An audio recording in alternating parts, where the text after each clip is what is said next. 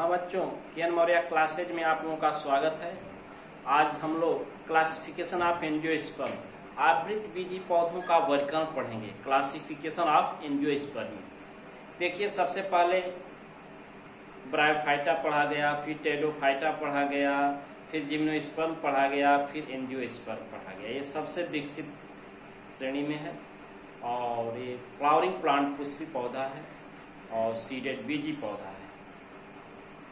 तो इसको ओसवाल्ड टिप्पो के अनुसार, एक वैज्ञानिक है ओसवाल्ड टिप्पो के अनुसार जो पादप जगत का वर्गीकरण किया गया, क्लासिफिकेशन ऑफ प्लांट किंगडम, उस वर्गीकरण के अंतर्गत वर्ग क्लास एंजियोस्पर्मी, क्लास एंजियोस्पर्मी आवृतबीजी पौधे को दो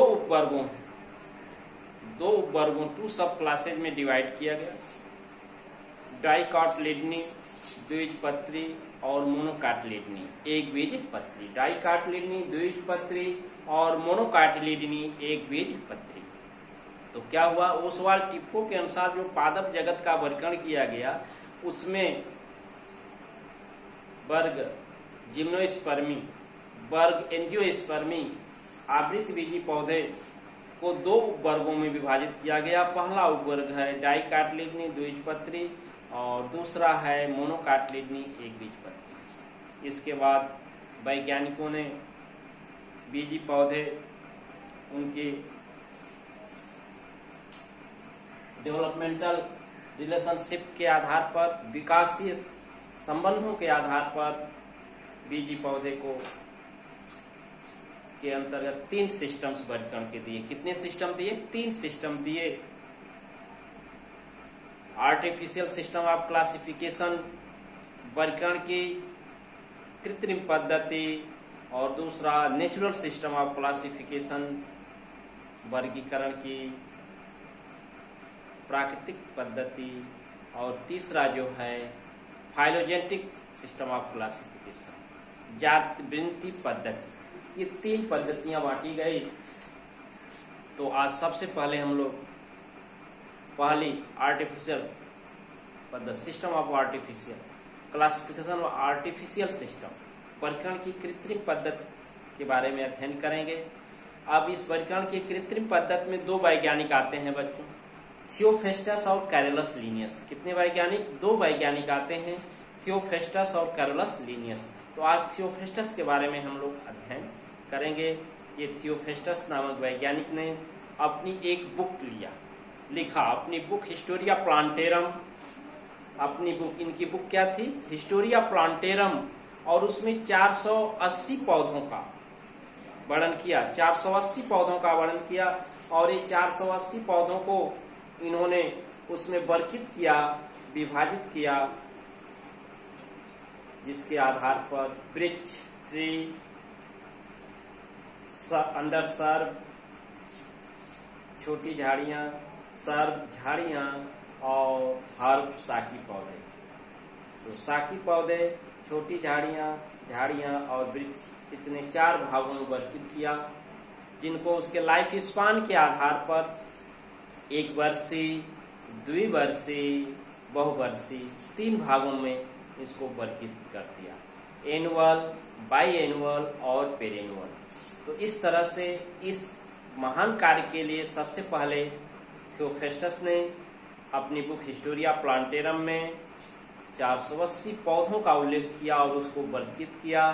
इसी कारण थियोफेस्टस को फादर ऑफ बॉटनी, वनस्पति विज्ञान के पिता की उपाधि दी गई, फादर ऑफ बॉटनी। तो यहाँ क्लियर हो गया कि थियोफेस्टस को फादर ऑफ बॉटनी, वनस्पति विज्ञान का पिता क्यों कहते हैं, क्योंकि सबसे पहले इन्होंने अपनी बुक हिस्टोरिया प्लांटेरम में 480 पौधों का बच्चों उल्लेख किया और उसको वर्गीकृत किया। तो आइए चलिए देखते हैं। तो ये क्लासिफिकेशन ऑफ एंजियोस्पर्म्स, आवृतबीजी पौधों का वर्गीकरण। आवृतबीजी पौधों के वर्गीकरण में बच्चों ये फर्स्ट पार्ट है, ये फर्स्ट पार्ट, ये पहला भाग है। कई भागों में इसको हम लोग अध्ययन करेंगे।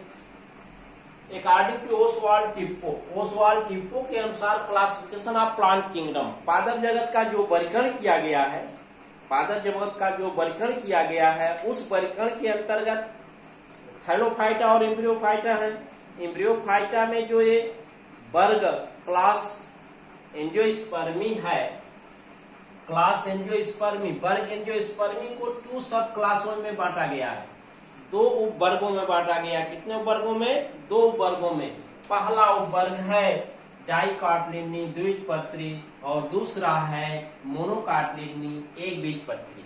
बच्चों, द्विबीजपत्री जिन बीजों में कोटिलिडन 2 होते हैं उन बीजों को द्विबीजपत्री बीज, उससे उत्पन्न तने को द्विबीजपत्री तना और उनकी पत्तियों को द्विबीजपत्री पत्ती तथा जड़ को द्विबीजपत्री जड़ के नाम से जानते हैं। उसी तरह से जिसमें कोटिलिडन बीजपत्र एक ही होते हैं उन बीजों को एक बीजपत्री बीज, उनसे उत्पन्न पौधे के जड़ को एक बीजपत्री जड़, तने को एक बीजपत्री तना और पत्ती को एक बीजपत्री पत्ती कहते हैं। जैसे द्विबीजपत्री में चना देखते हैं, मटर देखते हैं, अरहर देखते हैं। ये जब बीज अंकुरित होते हैं तो इसमें कोटिलिडन्स 2 होते हैं। गेहूं देखते हैं, धान देखते हैं, जौ देखते हैं, ये मक्का देखते हैं, ये सब क्या है? एक बीजपत्री है। तो इस तरह से अब आगे अनेक वैज्ञानिकों ने, मेनी साइंटिस्ट डेवलपमेंटल रिलेशनशिप, विकास वृत्तीय संबंधों के आधार पर, विकास वृत्तीय संबंधों के आधार पर बीजी पौधे स्पर्मेटोफाइटा, बीजी पौधे का मतलब सीडलिंग प्लांट, बीजी पौधे स्पर्मेटोफाइटा का वर्गीकरण किया और उस वर्गीकरण में इन्होंने 3 सिस्टम दे दिया। वर्गीकरण के कितनी सिस्टम में बांटा? 3 सिस्टम क्लासिफिकेशन के 3 सिस्टम ऑफ क्लासिफिकेशन दिया। पहला आपका आर्टिफिशियल सिस्टम ऑफ क्लासिफिकेशन, वर्गीकरण की कृत्रिम पद्धति। दूसरा नेचुरल सिस्टम ऑफ क्लासिफिकेशन, वर्गीकरण की प्राकृतिक पद्धति। और फाइलोजेनेटिक सिस्टम, जात वृत्ति पद्धति। 3 पद्धतियों में ये आवृत बीजी पौधों का वर्गीकरण किया गया है। इसमें सबसे पहली पद्धति आज हम लोग आर्टिफिशियल सिस्टम ऑफ क्लासिफिकेशन, वर्गीकरण की कृत्रिम पद्धति के बारे में हम लोग अध्ययन करेंगे। बच्चों, इस वर्गीकरण की कृत्रिम पद्धति में on the basis of morphological character, आकार की लक्षणों के आधार पर, आकार की मॉर्फोलॉजिकल, बाहर से देखने पर जो लक्षण प्रकट होते हैं, शेप, साइज, कलर, उसको मॉर्फोलॉजिकल कैरेक्टर्स कहते हैं। और इसके अध्ययन करने की एक अलग ब्रांच ही आप के मेन ब्रांच बायोलॉजी में बताया गया है, मॉर्फोलॉजी, आकारिकी। जो आकार के बारे में अध्ययन कराती है वो क्या है? आकारिकी है। अब इसमें 2 वैज्ञानिक आते हैं, 2 वैज्ञानिक हैं। कृत्रिम पद्धति के अंतर्गत 2 वैज्ञानिकों ने अपना वर्गीकरण दिया है, थियोफेस्टस और कैरोलस लिनियस। थियोफेस्टस ने पौधों को वर्गीकृत किया है उसके जीवन काल के आधार पर, स्वभाव के आधार पर, जबकि कैरोलस लिनियस ने सेक्सुअल सिस्टम ऑफ क्लासिफिकेशन, वर्गीकरण की लैंगिक पद्धति दी है। पुंकेसरों, अंडकों की संख्या के आधार पर उसको 24 भागों में विभाजित किया गया है। तो चलिए बच्चों, हम लोग आज थियोफेस्टस के अनुसार वर्गीकरण पढ़ेंगे। फिर अगले वीडियो में जो है कैरोलस लिनियस के बारे में पढ़ा जाएगा। तो कितने साइंटिस्ट हैं नेचुरल, ये आर्टिफिशियल सिस्टम में 2 हैं, थियोफेस्टस और कैरोलस लिनियस। अब चलिए थियोफेस्टस और बुक, इन्होंने अपनी बुक एक लिखी थी, अपनी बुक, उस बुक का नाम है हिस्टोरिया प्लांटेरम। बच्चों, थियोफेस्टस ने जो अपनी बुक लिखी थी उस बुक का क्या नाम है? Historia plantarum. याद रखिएगा कि हिस्टोरिया प्लांटेरम किस वैज्ञानिक द्वारा लिखी गई है? तो थियोफेस्टस के द्वारा लिखी गई है। और इस बुक में इन्होंने 480 पौधों को उसके स्वभाव, हैबिट के आधार पर 4 भागों में वर्गीकृत किया। उसके एक्सटर्नल मॉर्फोलॉजी, हैबिट, स्वभाव के आधार पर कितने भागों में वर्गीकृत किया? 4 भागों में वर्गीकृत किया। ट्री, वृक्ष जिसको कहते हैं, सर्व्स जिसको झाड़ियां कहते हैं, अंडर सर्व्स जिसको छोटी झाड़ियां कहते हैं, और हर्ब जिसको शाकीय पौधे कहते हैं। बच्चों हर्ब शाकीय पौधे completed our life span 1 year less, 1 वर्ष से कम में ही अपना जीवन चक्र पूर्ण कर लेते हैं। इनको दूसरे शब्दों में 1 वर्षीय पौधे कहते हैं। ये अंडर सर्व और सर्व जो है अपना जीवन चक्र 2 वर्षों में पूरा करते हैं।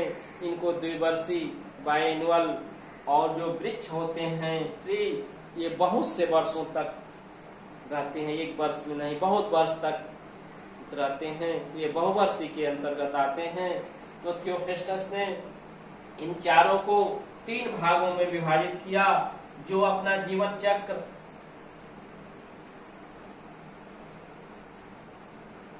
1 वर्ष में पूरा करते थे उनको 1 वर्षीय, जो 2 वर्ष में उनको द्विवर्षीय बाइएनुअल, और जो 2 से अधिक वर्ष में उनको बहुवर्षीय पेरेनुअल पौधों में बांटा।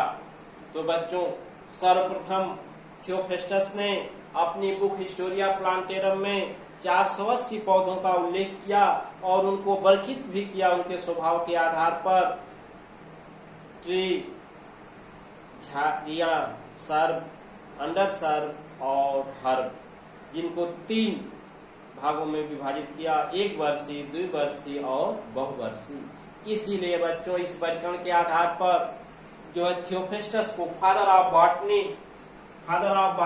वनस्पति विज्ञान के पिता के नाम से जाना जाता है। तो अब से जानेंगे हम लोग कि वनस्पति विज्ञान के पिता फादर ऑफ बॉटनी थियोफेस्टस हैं। इन्हें क्यों कहा जाता है? क्योंकि सर्वप्रथम इन्होंने अपनी बुक हिस्टोरिया प्लांटेरम में 480 पौधों का उल्लेख किया और उसको वर्गीकृत करने का कार्य किया वादव जगत में। इसीलिए थियोफेस्टस को फादर ऑफ बॉटनी की उपाधि दी गई है। तो बच्चों ये बहुत ही महत्वपूर्ण टॉपिक हम लोग शुरू किए हैं, आवृतबीजी पौधों का वर्गीकरण। ये फर्स्ट पार्ट है। इसी तरह से एक पार्ट करके हम सब बता देंगे। तो आज हम लोग नेचुरल सिस्टम, ये आर्टिफिशियल सिस्टम ऑफ क्लासिफिकेशन में थियोफेस्टस के अनुसार वर्गीकरण किए।